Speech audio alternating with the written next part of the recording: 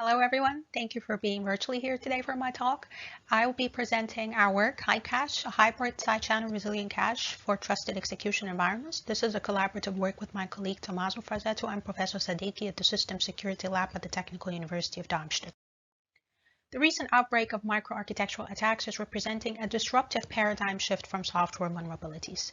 These attacks are exploiting issues which originate fundamentally in the microarchitecture and underlying hardware of our systems by means of software. And this is a major change to the traditional threat model, because for years, the hardware was always assumed to be trusted, and focus from a security standpoint has always been dedicated to vulnerabilities in the software and processor architecture. It took us some time, though, to realize that this is only the tip of the iceberg and that underneath the architecture is a complex microarchitecture and hardware implementation that were always trusted to be secured. But now we know otherwise, of course.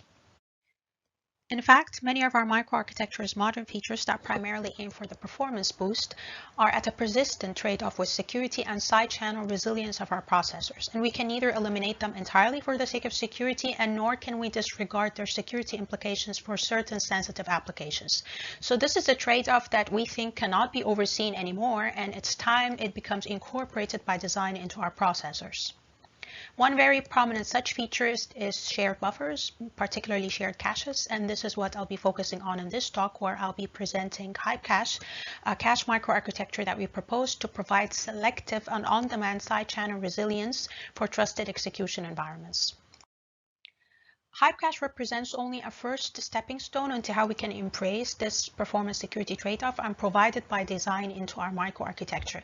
We propose here a hybrid set associative cache, where a small portion of the cache, shown in dark green here, forms an orthogonal subcache. We assume also a distinction between your non-critical execution workload and security-critical execution workload into isolated components or domains of any sort. So that cache accesses from the non-critical workload utilize the entire cache capacity like a typical set associative cache, with no side-channel resilience guarantees applied. Whereas cache accesses from security-critical workloads would utilize only the subcache portion of your cache, but not with set associative mapping or eviction, but fully associatively instead.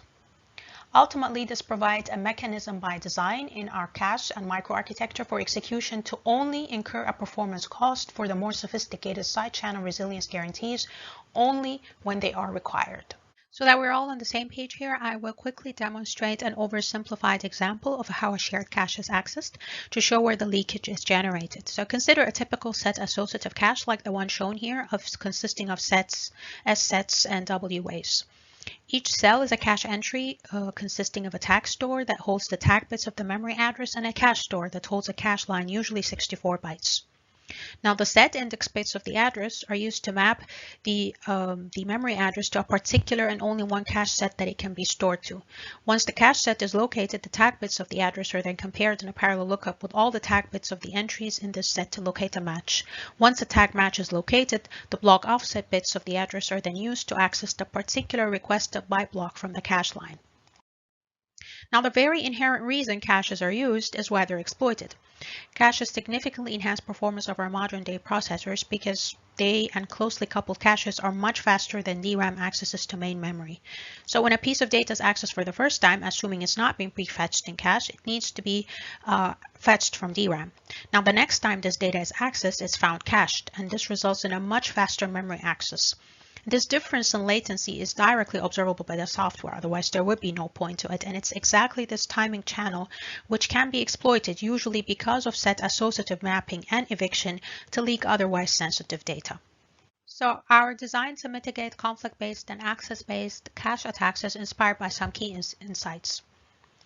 Usually, and if trusted execution environments are used as intended, the majority of the execution workload should not be security critical. Only a minority of the workload is in fact sensitive, and only this minority requires this cache side-channel resilience.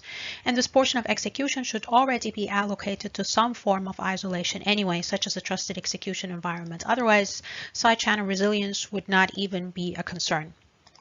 Thirdly, the root cause for these types of attacks and how this timing channel is leaked is in fact deterministic set associative eviction and mapping, as well as shared cache lines. And so to fundamentally disable these attacks, you need a construction that eliminates these root causes. Lastly, the only way to truly have complete non-interference in your cache resources and the perfect security is by explicitly disabling sharing or enforcing explicit cache partitioning. This will almost always result in non-flexible utilization of your resources and a performance cost which is not always desirable.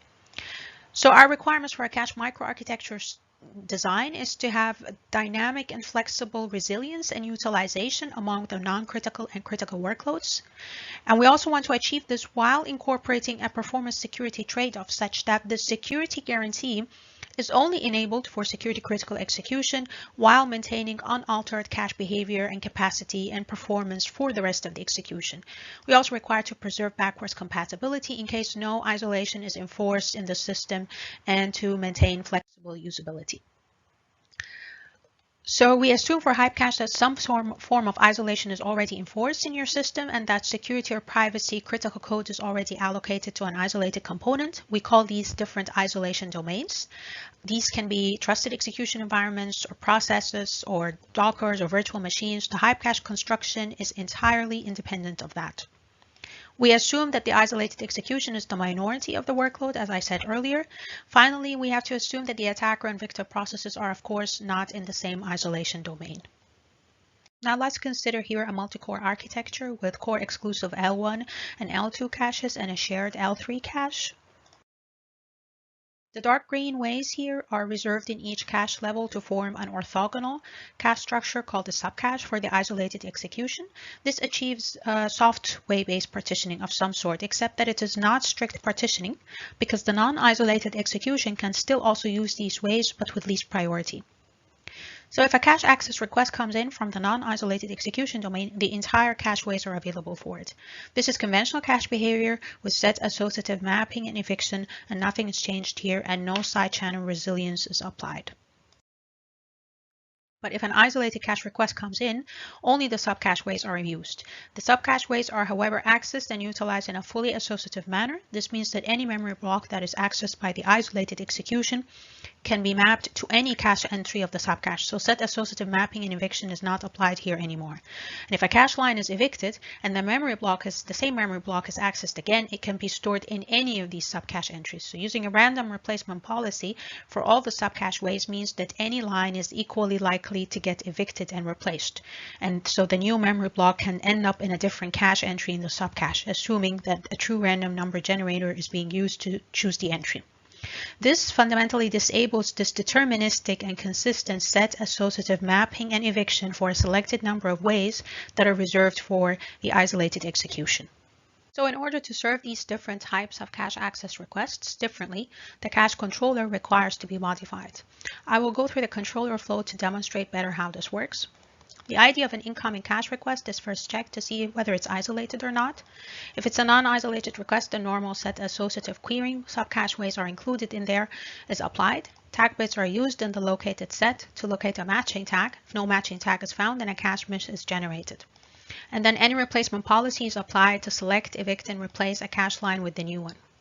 However, if a matching tag is found and it's in one of the subcache ways, the controller has to check that this line does not belong to an isolated domain because the subcache ways are shared between the isolated domains and the non-isolated domain. So both the tag bits and the line ID bits are checked together. If no match is found, then it's a miss. Otherwise, it's a hit. Now, if the request was coming in from an isolated execution domain with a non-zero ID, only the subcache ways are queried fully associatively using the extended tag bits.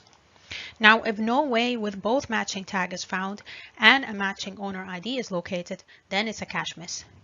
In case of a cache miss, any line is randomly selected but only from the entire subcache and evicted, irrespective of the line ID of that line that was chosen to be evicted. Otherwise, it's a cache hit. Now, besides the cache controller required, the stack store also needs to be augmented. This is, however, only required for the subcache ways, not the entire cache.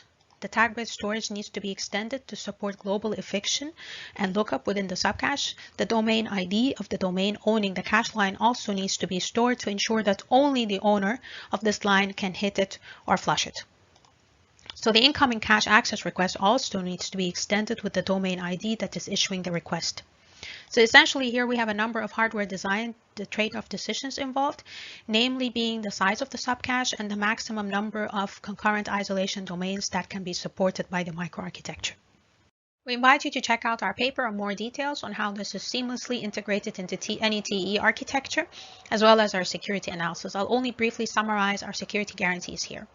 So with our cache construction, it becomes impossible for any domain to share, flush, or hit any cache line that belongs to another isolation domain.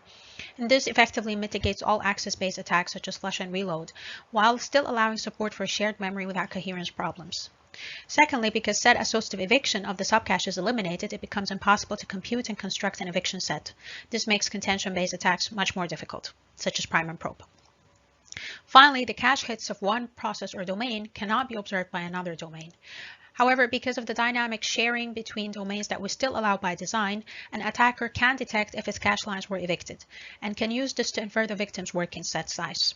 This cache occupancy channel still remains inherently so long as the attacker and victim are sharing cache resources, which is something we deliberately allow by construction in our design to maintain utilization and performance.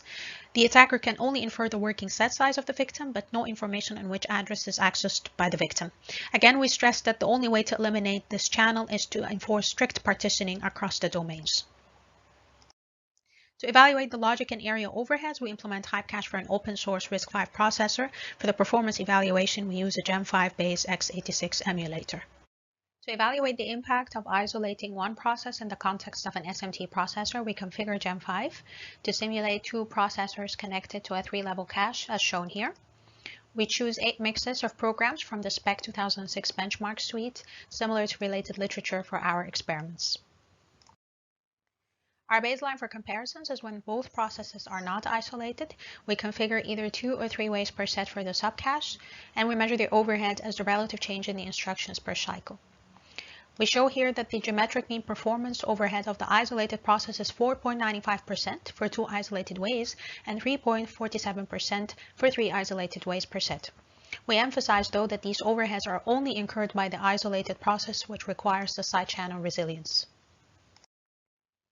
In fact, for the non-isolated process in these experiments, the IPC is even better or improved than the baseline. We also ran 4 process mix experiments with this setup of 4 cores, and we configured the subcache to be 2 ways per set and ran experiments when multiple processes are isolated and competing for the subcache. Please check out our paper for the rest of our evaluation results for the performance as well as area and logic overhead. So to wrap up, we presented a generic concept of a soft cache partitioning scheme that eliminates set associative eviction for critical execution. Which structures to apply it to, which caches or TLBs is a design decision with many trade-offs and metrics involved. The deployment of parallel tag store lookups is indeed expensive in terms of power and timing overheads. However, emerging memory technologies are promising to change that. Moreover, we want to emphasize that this is only a preliminary construction for how we can integrate the performance security trade-off that we desire in a cache design. We're currently working on an improved design that overcomes this expensive stacked tag store lookup challenge while providing even stronger isolation guarantees. Thank you for your attention, and I'll be happy to receive all your questions.